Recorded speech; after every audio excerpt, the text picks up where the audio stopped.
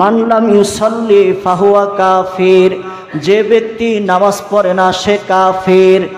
এই যে হাদিসের ভিতরে সরাসরি কাফের বলেছেন, এই কাফের বলার দ্বারা উদ্দেশ্য হলো কেউ যদি নামাজ ছেড়ে দেয় কাফের হয়ে যায় না, তবে নামাজ না পড়তে পড়তে এক পর্যায়ে সে কাফেরের মতো হয়ে যায়, তার মরণটা কাফেরের মৃত্যু হয়।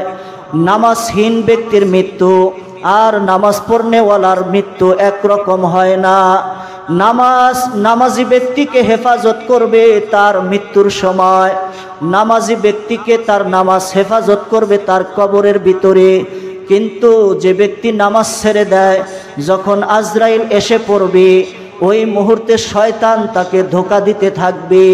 শয়তান তাকে এমন ধোঁকা দিবে, বলবে তুমি এটা পান করো, শয়তান তাকে হারাম জিনিস পান করাইবে। শয়তান বলবে তুমি এই কথা বলো, তাহলে তোমার শাস্তি হবে না, মৃত্যু যন্ত্রণা তোমার কমে যাবে। শয়তান কুফরি বাক্য বলাইবে।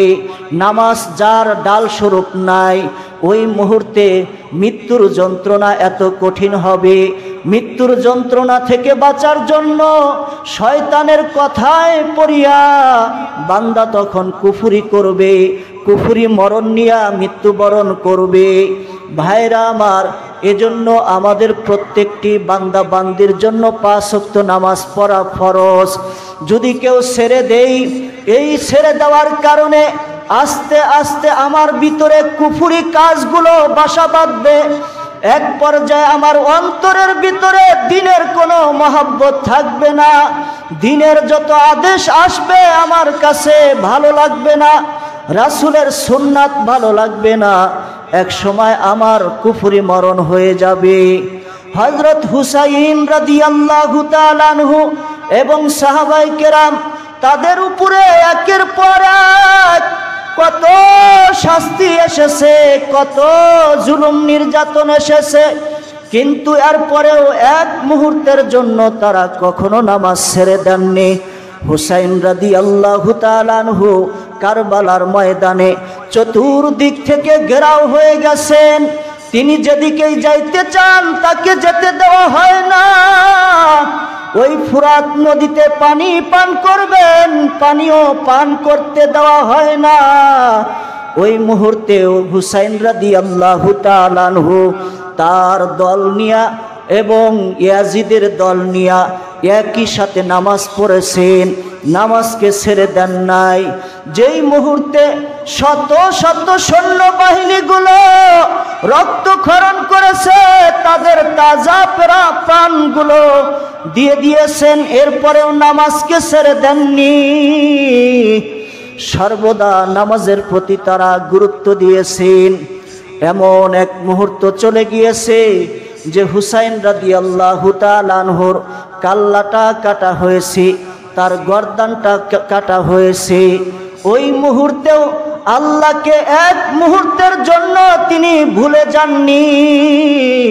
কিন্তু মুসলমান হইয়া দুনিয়াবীর লোভে পড়িয়া, দখলদারির কারণে এবং ক্ষমতার লোভে পড়িয়া নবীজির কলিজার টুকরা হুসাইন রাদিয়াল্লাহু তাআলা আনহুকে তার কল্লাটা তারা কেটেছে দুনিয়ার লোভে পড়িয়া।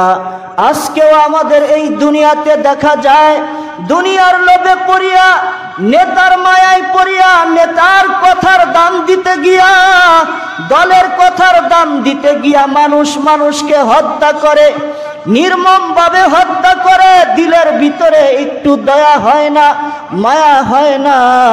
ভাইরা আমার, এই সমস্ত মানুষদেরকে বলা হয় জানোয়ার, যাদের ভিতরে জান আছে কিন্তু এলেম নাই, জ্ঞান নাই। শুধু তাদের অন্তরের ভিতরে দুনিয়ার লোভ, কিভাবে নিজের চাহিদাকে পূরণ করবে। ভাইরা আমার, দুনিয়াতে যত প্রাণী আছে, সমস্ত প্রাণীর মধ্যে একমাত্র মানব জাতিকে শ্রেষ্ঠ মাখলুক হিসাবে বলা হয়েছে, গ্রহণ করা হয়েছে, শ্রেষ্ঠত্ব দান করা হয়েছে।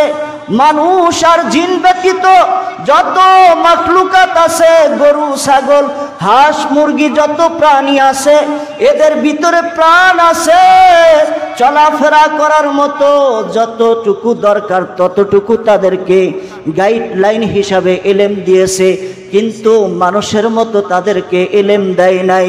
কিন্তু ওই মানুষটাই যখন সর্বশ্রেষ্ঠ মানুষ হইয়া ওই হিংস্র প্রাণী জানোয়ারের মতো কাজ করবে, তখন তাকে আর মানুষ বলা হবে না, তাকে জানোয়ারই বলতে হবে। সেই মক্কার জমিনে এক সময় এমন এক যুগ ছিল যে তারা বেঈমান কাফেরেরা একটা মূর্তির পূজা করত, পাথরের পূজা করত। তাদের কাছে মানুষের মান মর্যাদা কিছুই ছিল না, নারীদের মান মর্যাদা কিছুই ছিল না। যেমন পারো তেমন করো, যার উপরে পারো তেমন দখলদারি করো, এমন একটা সময় পার করে এসেছে। সেই জামানাকে জাহিলিয়াতের যুগ বলা হইতো। কিন্তু বর্তমানে দেখা যায় আমাদের দেশের যাদেরকে আমরা মুমিন বলে দাবি করি, নামে মুসলমান কিন্তু কামে কাফের, নামে মুসলমান কিন্তু তারা মুশরিকের মতো কাম করে, নামে মানুষ যাদেরকে বলা হয়েছে শ্রেষ্ঠ মানুষ কিন্তু তারা কাজ করে কুকুরের মতো, শ্রেষ্ঠ মানুষ হইয়াও তারা গরু ছাগলের মতো কাজ করে, শ্রেষ্ঠ মানুষ হইয়াও তারা হিংস্র প্রাণীর মতো কাজ করে। ও ভাইরা আমার, এমন এক পরিবেশের মধ্যে মানব জাতি তারা যদি আল্লাহর পথে ফিরে না আসে, তারা যদি এই দুনিয়াতে দিন কায়েম করার জন্য যদি চেষ্টা ফিকির না করে, প্রত্যেকটি বান্দাকে জবাবদেহি করতে হবে। কেন তুমি ইসলামের পক্ষে কথা বললা না? কেন তুমি দ্বীনের পক্ষে তোমার জবান খুললা না? তুমি কোন দলের পক্ষে কথা বলেছো? জবাবদেহিতা করতে হবে। এজন্য ভাইরা আসি, নামাজের দিকে আসি। যেই দল নামাজের আদেশ করবে সেই দলকে সাপোর্ট করেন, যেই দল ইমানের কথা বলবে ওই দলকে সাপোর্ট করবেন, যেই দল মানবতার কথা বলবে ওই দলকেই সাপোর্ট করতে হবে। যেই দলকে সাপোর্ট করলে আমার ইমান হেফাজত করতে হবে, কারো স্বার্থের জন্য সাপোর্ট নয়, আমার নিজের ইমান ঠিক রাখার জন্য সাপোর্ট করতে হবে। ভাইরা আমার, যদি ইসলামকে সাপোর্ট করেন, কোরআনকে সাপোর্ট করা হলো, কোরআনকে যদি সাপোর্ট করেন স্বয়ং আল্লাহকেই সাপোর্ট করা হলো, ঠিক কিনা?